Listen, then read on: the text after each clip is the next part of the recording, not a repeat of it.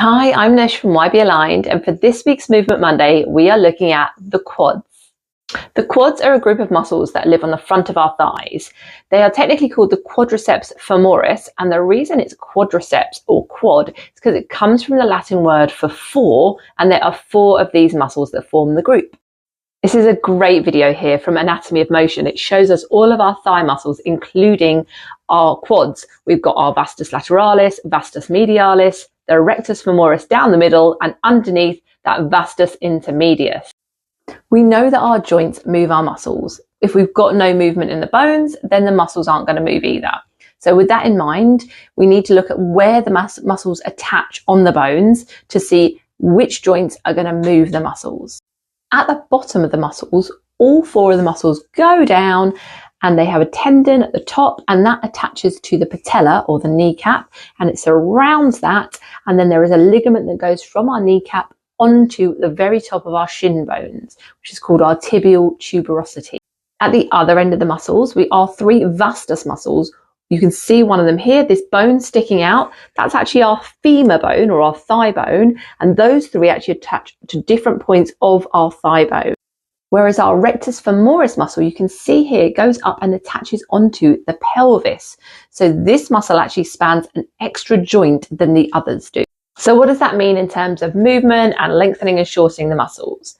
Well, we know in order to move the muscles, we've got to move the joints. And we know that all four of the muscles are crossing this knee joint.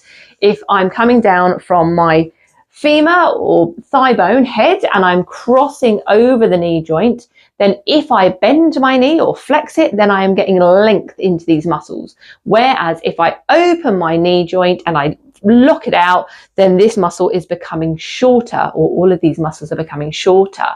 And in addition, with our rectus femoris, we know it's attaching onto our pelvis and then down over to our knee. So if I was to close my hip joint, then I'm going to be shortening the muscle. And if I open my hip joint, then I'm going to be lengthening the muscle. In addition, in my rotational plane for all of those quads, if I take my lower leg and rotate it in, but keep my thigh bone facing forwards, then I'm going to be getting length in those muscles.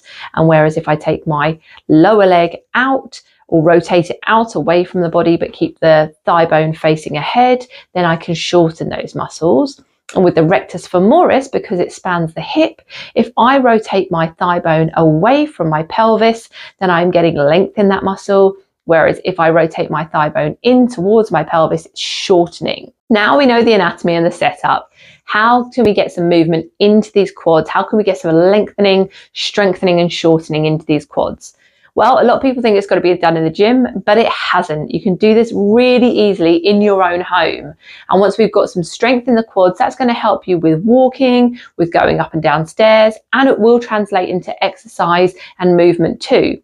So we're going to think of our hip joints here and have our feet so they are parallel under our hip joints. And then we're simply going to take 1 foot forward, a natural footstep, keeping that width between our feet. All you're going to do now is make sure you can feel your foot really grounded and connected to the floor. And then you're going to allow your knee to bend. So I want you to think about your shin bone sort of lowering forward towards the floor, which will give you a bend in your ankle as well. And this will bend your knee. We're not achieving this knee movement by bringing our body forward. We're simply allowing our knee joint to bend forward, and then that's going to glide our upper body forward behind it. And as we're doing this, we know that the quads are all crossing the knee joint. So as I bend into that knee joint, I'm getting length and load into those quads. So they're having to manage this movement. They're now saying, okay, stop, I can't go any further. So we've got some real tension in that muscle, and then we're going to simply bring it back. And in order to increase that a little bit, should you wish, we know a bit of rotation will also bring length into those quads. So as you bend your knee forward, you send that knee forward and bend it. You're now going to let the knee come in and rotate towards your big toe or towards the back leg. And so now we're getting lots of length and load into those quad muscles, and you kind of rotate back and come out. And that's a really slow, gentle movement, only go as far as you feel you are safe to do, but you can gradually build it.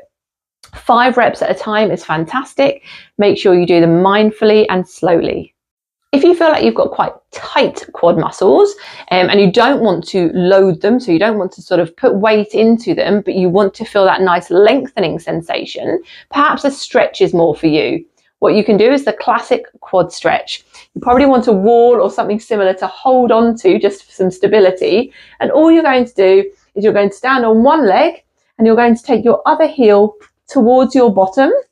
You can do this lying on the floor as well, if that's an option for you, if you don't want to be standing.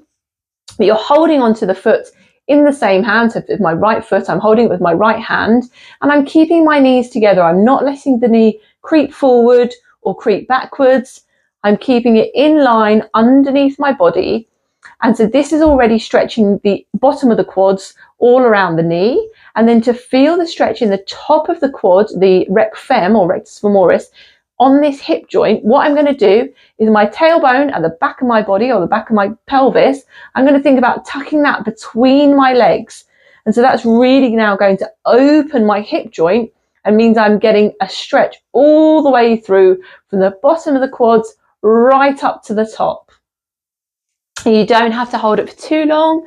30 seconds is absolutely fine. Let it go, do the other leg, and then perhaps repeat those.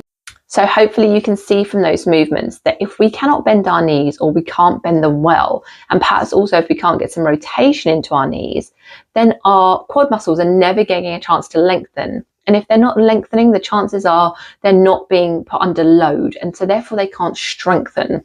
So it's a bit of a catch-22. You might feel that you don't have strong quads or strong knees, and therefore you don't want to bend them. But if you're not using them, you're going to lose them. So do give those movements a try. Try and just gently get some bend into those knees, feel those quads loading, come out, let them feel safe again, and then bend into them again. It's a really gentle way to build some strength and stamina into those quad muscles, which should help you avoid knee pain and any knee issues in the future. Well, I hope you've enjoyed this week's Movement Monday and learning all about our quad muscles. Don't forget to like and subscribe so you don't miss out on next week's Movement Monday.